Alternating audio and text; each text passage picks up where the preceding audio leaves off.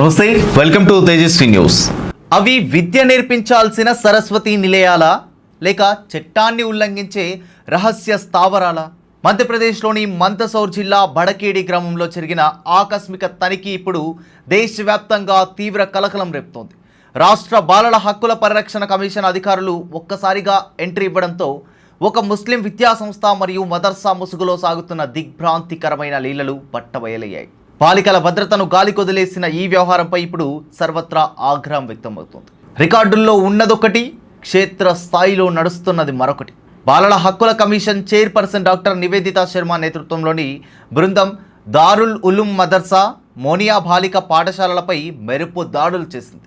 ఇక ప్రభుత్వ నిబంధనల ప్రకారం ఈ సంస్థకు కేవలం 6 నుంచి 8వ తరగతి వరకే అనుమతి ఉంది. కానీ లోపల చూస్తే మాత్రం 12వ తరగతి వరకు పుస్తకాలు ఉన్నాయి.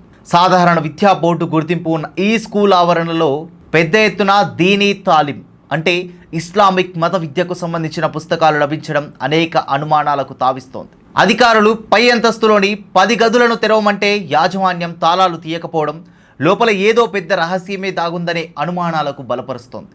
అన్నిటికంటే భయంకరమైన విషయం ఏంటో తెలుసా? అక్కడున్న విద్యార్థినుల సంఖ్య ప్రభుత్వ ఆన్లైన్ పోర్టల్లో కేవలం 37 మంది పేర్లు ఉంటే స్కూల్ రిజిస్టర్లో 71 మంది ఉన్నారు. కానీ అధికారులు లోపలికి వెళ్ళి తనిఖీ చేస్తే అక్కడ వేర్వేరు పేర్లతో ఉన్న సుమారు 100 స్కూల్ బ్యాగులు, లగేజీలు, ట్రంక్ పెట్టెలు దొరికాయి.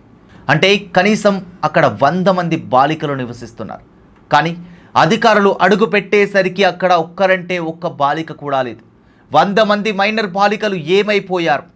కమిషన్ వస్తోందనే సమాచారంతో వారిని రాత్రికి రాత్రే ఎక్కడికి తరలించారు? అసలు వారి భద్రతకు గ్యారంటీ ఏంటి? మొయినియా ఎడ్యుకేషనల్ సొసైటీ పేరిట నడుస్తున్న ఈ సంస్థ విద్యాశాఖకు ఎలాంటి సమాచారం ఇవ్వకుండా చట్ట విరుద్ధంగా రహస్యంగా ఒక నివాస హాస్టల్ను నడుపుతోంది. అక్కడ ఉండే విద్యార్థినుల ఐడెంటిటీ కార్డులు లేవు, ప్రవేశ రికార్డులు లేవు, కనీసం వారి తల్లిదండ్రుల అడ్రస్లు కూడా యాజమాన్యం దగ్గర లేవు. ఈ సంస్థకు ప్రిన్సిపల్ ఎవరో కూడా తెలియదు, మేనేజ్మెంట్లో ఎవరున్నారో చెప్పరు. వీటన్నిటికి మించి చిన్న పిల్లలతో పనిచేసే ఇక్కడి సిబ్బందికి, వార్డెన్లకు కనీసం పోలీస్ వెరిఫికేషన్ కూడా లేదు.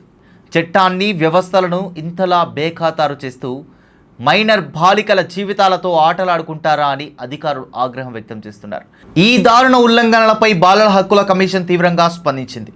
కేవలం విద్యాపరమైన లోపాలే కాదు, బాలికల హఠాత్ అదృశ్యం వెనుక మానవ అక్రమ రవాణా లాంటి ఘోరాలేమైనా ఉన్నాయా అనే కోణంలో తక్షణమే ఎఫ్ఐఆర్ నమోదు చేసి సమగ్ర దర్యాప్తు జరపాలని పోలీసులను ఆదేశించింది.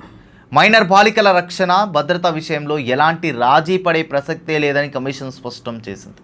మరి విద్యాసంస్థల ముసుగులో సాగుతున్న ఇలాంటి అక్రమ కేంద్రాలపై ప్రభుత్వం ఎలాంటి బుల్డోజర్ యాక్షన్ తీసుకోబోతుందో మనం ఎదురు చూడాలి.